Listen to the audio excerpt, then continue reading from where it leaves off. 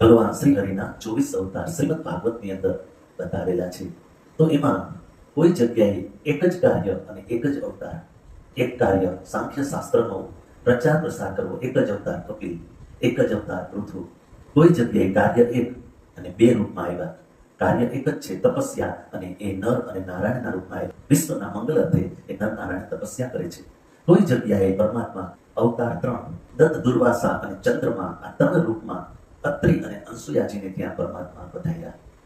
કોઈ જગ્યાએ કાર્ય એક જ, અવતાર 4 સનમ, સનાતન, સનંદન અને સનતકુમાર, 4 અવતાર જે કેવલ હરિભજન જ કરે છે. આ કાર્ય રામાવતારમાં કાર્ય એક જ છે, ધર્મનું સંસ્થાપન, પણ 4 રૂપમાં રામ, લક્ષ્મણ, ભરત અને શત્રુઘ્ન. કૃષ્ણ અવતારમાં પણ કાર્ય એક જ છે, ધર્મનું સંસ્થાપન, અને 4 રૂપમાં વાસુદેવ, સંકર્ષણ, પ્રદ્યુમ્ન અને અનિરુદ્ધ. 4 રૂપમાં પરમાત્મા આવ્યા.